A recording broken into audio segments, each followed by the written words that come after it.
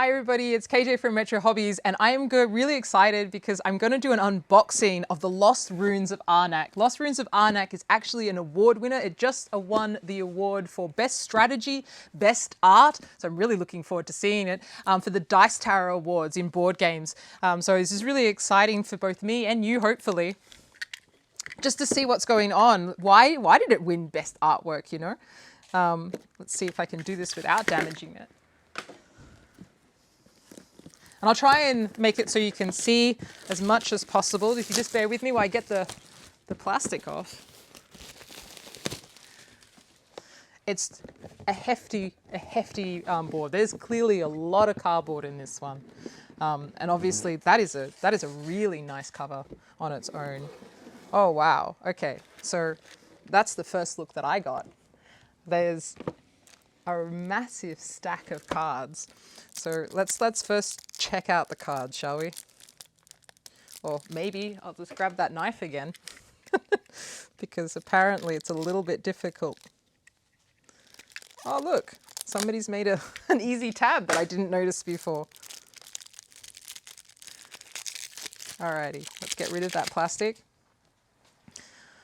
I really love the smell of a new board game. Maybe that's strange, but gosh, they smell great. Let me show you some of these cards. It's hard for me to get you to have a look. There we go. A few of them. So some of them are just, obviously there's some iconography going on there. From what I know, this allows you to get an extra coin instantaneously. Let's see if I can find some pretty cards. Okay, so some of them, here we go. We've got a sea turtle. We have an ostrich. Actually, looking at some of these cards, you can see that there's individual artwork and a lot of detail paid. So there's a little journal that's going on there. It's Rosella. I think that's something that, just to give you an idea of how much there is, I'm just going to spread that out there. Nice components. So there's something really nice about handling the wooden components. So here I have the little meeples. They've got little hats. So they're going on their little exploration with their little hat. I think that's really nice. Here we've got some, oh, this is cool. If you're going on a lost adventure, clearly you need gems and apparently also little arrowheads. That's really, really, really cool. And I really like the glint on them. On there's your little jewels, little stones. So these are resources for the game. Can you hear that? The chinking? That's so nice. That's something I really like about board games. I'll just mention that there is just handling the components, actually being fully immersed in that. You're not just planning out strategies and tacticals. You're really being involved in it. It's really, you're telling that sort of story. Here we've got a little bit more components. These are little stone tablets, because what would a lost ruin be without little stone tablets? So that's another nice little resource. We haven't even got to the main board. So this is all just like the little components and things like that. Some score pads.